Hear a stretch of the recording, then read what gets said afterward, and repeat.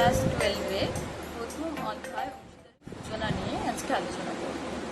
আচ্ছা, এই প্রথম অধ্যায়তে আমরা আজকে কি কি শিখব সেটা হলো অংশীদারি প্রতিষ্ঠান বলতে কি বুঝি, অংশীদারি চুক্তিপত্র বলতে আমরা কি বুঝি, অংশীদারি চুক্তি কি, লাভ থেকে ছাড় কি, লাভ ক্ষতি বন্টন হিসাব খাত কি, এবং তাছাড়া রয়েছে প্রফিট অ্যান্ড লস অ্যাপ্রোপ্রিয়েশন, যেটা লাভ ক্ষতি বন্টন হিসাব খাত, সেই সংক্রান্ত কিছু প্রবলেম আমরা এখান থেকে শিখব। আচ্ছা, আমি প্রথমে বলি অংশীদারি প্রতিষ্ঠান বলতে কি বুঝো। অংশীদারি প্রতিষ্ঠান বলতে আমরা কি বুঝি সেটা দুই বা ততোধিক ব্যক্তির সমন্বয়ে নিজেদের মধ্যে লাভ ক্ষতি বন্টনের উদ্দেশ্যে এক বা একাধিক ব্যক্তির দ্বারা যে কারবার পরিচালিত হয়ে থাকে তাকেই বলা হয় অংশীদারি প্রতিষ্ঠান। আচ্ছা, এই অংশীদারি প্রতিষ্ঠানে সর্বনিম্ন সদস্য সংখ্যা কিন্তু 2 জন আর সর্বোচ্চ সদস্য সংখ্যা 50 জন। তবে সরকার প্রয়োজন সাপেক্ষে এটি সর্বোচ্চ সদস্য সংখ্যা বাড়িয়ে কিন্তু 100 জন পর্যন্ত বর্ধিত করতে পারে। আচ্ছা, এরপর আমি বলি, ধরা যাক XYZ একটি অংশীদারি প্রতিষ্ঠান খুলেছে, তার নাম হলো সানি ট্রেডার্স। এইখানে কিন্তু XYZ এক একজন অংশীদার এবং সান ট্রেডার্সটা কিন্তু অংশীদারি প্রতিষ্ঠান। এই অংশীদারি প্রতিষ্ঠানে XYZ এক একজন অংশীদার। এই অংশীদারি প্রতিষ্ঠানের এক একজন অংশীদার হলো XYZ।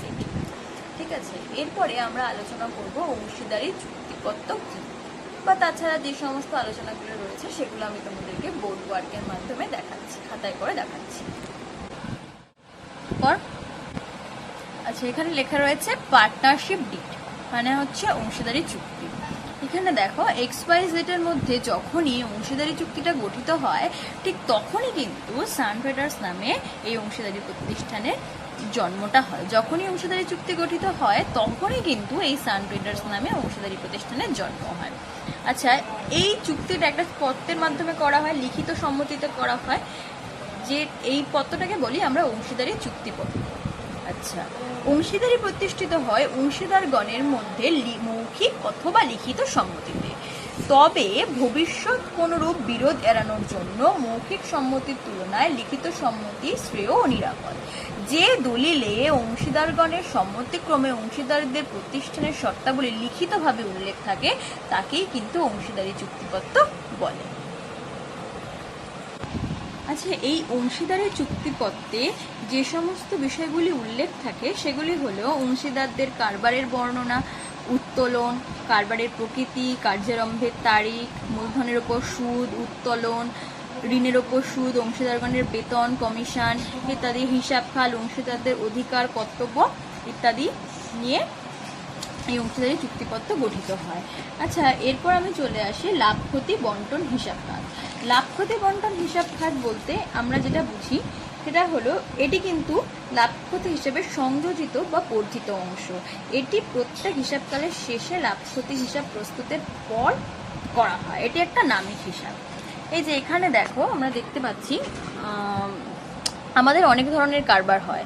একটা হচ্ছে সোল প্রোপ্রাইটারশিপ বিজনেস, আর একটা হয় পার্টনারশিপ বিজনেস, আর একটা হলো জয়েন্ট স্টক কোম্পানি। আমরা এতক্ষণ যেটা নিয়ে আলোচনা করলাম সেটা হলো পার্টনারশিপ বিজনেস। সোল প্রোপ্রাইটারশিপ বিজনেস অর্থাৎ এক মালিকানা কারবার। এই এক মালিকানা কারবারের ক্ষেত্রে আমাদের কিন্তু তৈরি করতে হবে trading account, profit and loss account, balance sheet ইত্যাদি। আর যেই সমস্ত বিজনেসগুলি পার্টনারশিপ বিজনেস মানে অংশীদারি কারবার, সেই সমস্ত অংশীদারি কারবারের ক্ষেত্রে কিন্তু বের করতে হবে trading account, profit and loss account, profit and loss appropriation account এবং অবশেষে ব্যালেন্স শিট। আর তারপরে আছে জয়েন্ট স্টক কোম্পানি বা যৌথ মূলধনী কোম্পানি। এখানে কিন্তু বের করতে হবে statement of profit and loss আর ব্যালেন্স শিট। ঠিক আছে, আর আমাদের এই সোল প্রোপ্রাইটারশিপ বিজনেসের ক্ষেত্রে 3টে, পার্টনারশিপ বিজনেসের ক্ষেত্রে 4টে এবং জয়েন্ট স্টক কোম্পানির ক্ষেত্রে কিন্তু 2টো খুলতে হবে। আচ্ছা, আজকে আমার আলোচনা যেটা মূল বিষয় সেটা হচ্ছে profit and loss appropriation account. Profit and loss appropriation অ্যাকাউন্টের বাংলা মানে হচ্ছে লাভ ক্ষতি বন্টন হিসাব, যেটা নিয়ে আমি এতক্ষণ ধরে বলছিলাম, একটু আগেই বললাম। এটা হলো এই লাভ ক্ষতি বন্টন হিসাবে সংযোজিত বা বর্ধিত অংশ। এটা লাভ ক্ষতি হিসাবের সংযোজিত বা বর্ধিত অংশ। এটি প্রত্যেক হিসাবকালের শেষে লাভ ক্ষতি হিসাব প্রস্তুতের পর প্রস্তুত করা হয়। এটি একটি নামিক হিসাব খাত আর এটি প্রস্তুত করা হয় অংশীদারি কারবার, কোম্পানি, ব্যাংক, সমবায় কারবার ইত্যাদির ক্ষেত্রে। এটি শুরু হয় লাভ ক্ষতি হিসাব থেকে প্রাপ্ত নিট লাভ বা নিট ক্ষতির অঙ্ক দিয়ে।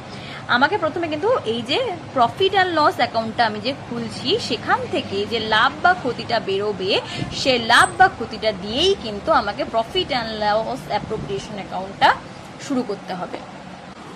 এই লাভ ক্ষতি বন্টন হিসাব খাতের মাধ্যমে কিন্তু লাভ ক্ষতি হিসাব থেকে প্রাপ্ত নিট মুনাফা বা নেট প্রফিট যেটা কোন কোন খাতে বন্টিত হয় তা জানা কিন্তু সম্ভব হয়।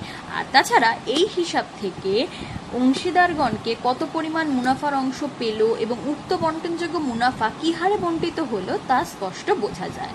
লাভ ক্ষতি বন্টন হিসাব প্রস্তুত করে বন্টনযোগ্য লাভ বা বন্টনযোগ্য ক্ষতি নিরূপণ করা হয় এবং এর উপর ভিত্তি করে কারবারের প্রয়োজনীয় গুরুত্বপূর্ণ সিদ্ধান্ত কিন্তু গ্রহণ করা হয়। তাহলে এই প্রফিট অ্যান্ড লস অ্যাপ্রোপ্রিয়েশনের উপর পড়লে আমরা কি কি জানতে পারি তা আমরা বুঝলাম। এবার আমরা জানবো যে এই প্রফিট অ্যান্ড লস অ্যাপ্রোপ্রিয়েশন অ্যাকাউন্টটা মাধ্যমে কিভাবে আমরা প্রবলেম সলভ করি।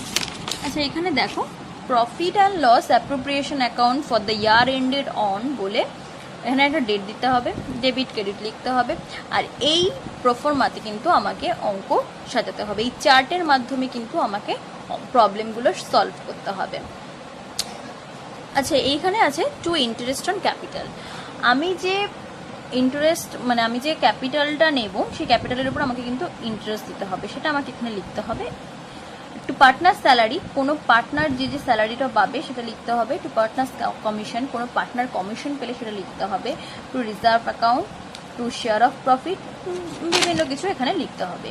তাছাড়া লিখতে হবে টু, এদিকে লিখতে হবে by profit and loss, by interest on drawings ইত্যাদি। আমি যে এখান থেকে কোনো কারবার থেকে যদি টাকা তুলি, সেই টাকার উপরে আমাকে কিন্তু একটা সুদ দিতে হবে, সেই সুদটা কিন্তু আমার এখানে আসবে। আর এদিকে দেখো লেখা রয়েছে একটা to share of profit transfer to capital account or current account, আর এদিকে আছে by share of loss if any transfer to capital accounts or current accounts. আচ্ছা, যদি আমি ডেবিট দিক যোগ করলাম এবং ক্রেডিট দিক যোগ করলাম, ডেবিট দিকের তুলনায় যদি ক্রেডিট দিক কম আসে তাহলে কিন্তু আমাকে যে ব্যালেন্সটা পড়ে থাকবে সেই ব্যালেন্সটা কিন্তু বাই শেয়ার অফ লস বলে ট্রান্সফার করতে হবে। যদি ক্রেডিট দিকের তুলনায় ডেবিট দিকের অ্যামাউন্ট কম আসে তাহলে কিন্তু আমাকে টু শেয়ার অফ প্রফিট বলে কিন্তু ট্রান্সফার করতে হবে। ঠিক আছে? আচ্ছা, এরপরে আমি চলে আসি capital accounts of partners. Capital accounts of পার্টনার্সকে কিন্তু আমরা দুভাগে ভাগ করতে পারি। একটা হচ্ছে ফিক্সড ক্যাপিটাল অ্যাকাউন্টস মেথড, আর একটা হচ্ছে ফ্লাকচুয়েটিং ক্যাপিটাল অ্যাকাউন্টস মেথড। এখানে কিন্তু কারেন্ট অ্যাকাউন্ট খোলা হয় এবং ক্যাপিটাল অ্যাকাউন্টও খোলা হয়, আর এইখানে কিন্তু শুধু ক্যাপিটাল অ্যাকাউন্ট খোলা হয়। আচ্ছা, এখানে দেখো একটা প্রবলেম রয়েছে, আমি প্রবলেমের মাধ্যমে প্রফিট অ্যান্ড লস অ্যাপ্রোপ্রিয়েশন ব্যাপারটা বুঝিয়ে দিচ্ছি। এখানে রয়েছে Ram and Shyam are partners in a firm sharing profit or loss equally.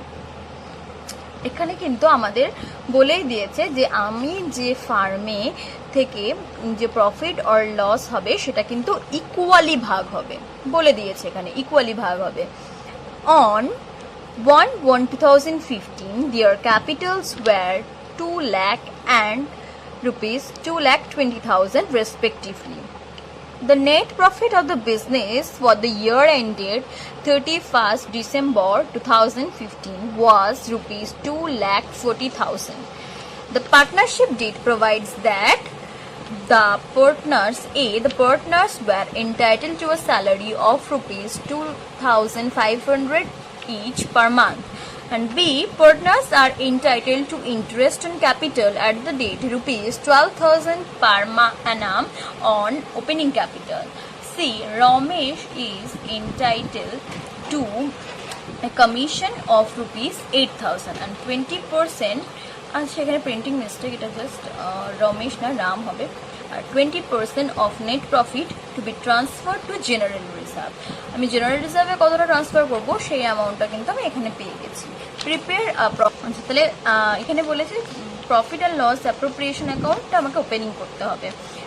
আমি এখানে পেয়ে গেলাম যে কি করে স্যালারি কতটা, এখানে পেয়ে গেছি ইন্টারেস্ট অন ক্যাপিটালের রেটটা যে 12% পার অ্যানাম, আর এখানে পেয়ে গেছি জেনারেল রিজার্ভ 20% ট্রান্সফার হবে নেট প্রফিটে, আর এখানে রাম কতটা কমিশন পেয়েছে সেটাও আমি পেয়ে গেছি। তাহলে আমাকে বলেছে এখানে prepare profit and loss appropriation account for the year ended 31st December 2015। এটা 2014-এর অঙ্ক। এই প্রবলেমটা আমি এখানে সলভ করেছি পাতাতে। দেখো আমাকে কিন্তু এটা কিন্তু তোমরা ক্লাস 11-এই জানো যে ডেবিট ক্রেডিট করতে হবে, ছক টানতে হবে এবং মাথার উপরে হেডিং করতে হবে। সাজেশন দিচ্ছি যে প্রতিটা অঙ্কের কিন্তু ওপরে কিন্তু ডেবিট ক্রেডিট দেবে এবং ছক ঠিকঠাক করে মেনটেন করবে। In the books of Ram and Shyam, পার্টনার্সদের নাম লিখতে হবে, তারপর লিখতে হবে profit and loss appropriation account for the year ended 31st December 2015। আমাকে কিন্তু অঙ্কে কিন্তু ডেটটা দিয়ে দিয়েছিল, দেখো এখানে ডেটটা দিয়ে দিয়েছিল যে ফর দ্য ইয়ার এন্ডেড, এখানে যা ডেট দিয়ে দেবে সেটাই কিন্তু আমাকে লিখতে হবে। আচ্ছা আমি এদিকে আসি, to interest on capital, to interest on capital বলে রাম এবং শ্যাম।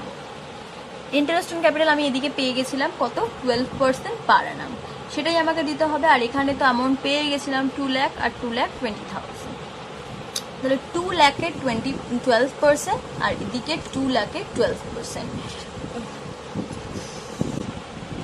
সেদিকে 2 লাখে 12% নেবো আর এদিকে 2,20,000-এর 12% নেবো। এই দুটোকে অ্যাড করে আউটার কলামে পাঠিয়ে দেবো। আচ্ছা আমি এদিকে জানি স্যালারি পেয়েছিলাম, স্যালারি যতটা পেয়েছিল সেটা আমাকে আবার লিখতে হবে। টু স্যালারি বলে লিখতে হবে রাম আর শ্যাম বলে অ্যামাউন্টগুলো এদিকে পাঠিয়ে দিতে হবে। কমিশন টু রাম বলে এটা বাইরে পাঠিয়ে আউটার কলামে পাঠিয়ে দিতে হবে। আর জেনারেল রিজার্ভ, জেনারেল রিজার্ভ বলেছে আমাকে নেট প্রফিটের 20%, তাহলে আমি by profit and loss account করে যেটা পেয়েছিলাম সেটা আমাকে দিয়ে দিয়েছে এখানে 2,40,000, সেটা আমাকে লিখতে হবে যে 2,40,000 এর 2,40,000-এর 20% কিন্তু জেনারেল রিজার্ভে পাঠাতে হবে আমাকে। আমি পাঠালাম 48,000 হয়, তাহলে আমি ক্রেডিট দিক তো 2,40,000-টি আছে, ক্রেডিট দিকের থেকে ডেবিট দিকটা মাইনাস করলাম, মাইনাস করলে আমি পেয়ে যাব শেয়ার অফ প্রফিট। আমার ডেবিট ব্যালেন্সটা কম আছে ওই জন্য আমি কিন্তু শেয়ার অফ প্রফিট পেয়ে যাব। আমার যদি ডেবিট ব্যালেন্স বেশি থাকতো, ক্রেডিট ব্যালেন্স কম থাকতো, তাহলে কিন্তু আমি লস পেতাম, শেয়ার অফ লস পেতাম। তখন আমাকে কিন্তু এদিকে লিখতে হতো, এদিকে লিখলে তাহলে কিন্তু অঙ্কটা ভুল হয়ে যেত। তখন আমাকে এখানে লিখতে হতো by share of loss transfer to Ram and Shyam বলে যতটা অ্যামাউন্ট আছে ভাগ করে দিতে হতো ইকুয়ালি। এখানে শেয়ার অফ প্রফিট বেরিয়েছে ওই জন্য যে অ্যামাউন্টটা কম আছে সেটা আমাকে কিন্তু ইকুয়ালি ভাগ করে দিতে হয়েছে। আমি প্রথম লাইনেই আমার ওইখানে লেখা রয়েছে যে Ram and Shyam are partners in a firm sharing profit or loss equally, ওই জন্য কিন্তু কোনো আমার এই ফার্মে যদি কোনো প্রফিট হয় সেটাও আমি ইকুয়ালি দেবো, লস হলেও ইকুয়ালি দেবো। এখানে আমি এটা ইকুয়ালি পাঠিয়ে দিলাম, ইকুয়ালি পাঠিয়ে দিলে আমার ব্যালেন্সটা আমাকে টোটাল অ্যাড করে আউটার কলামে পাঠালাম, দেন দু সাইড যোগ করে দিলে আমার অঙ্ক ঠিক। So that's all for today, দেখা হচ্ছে নেক্সট ক্লাসে।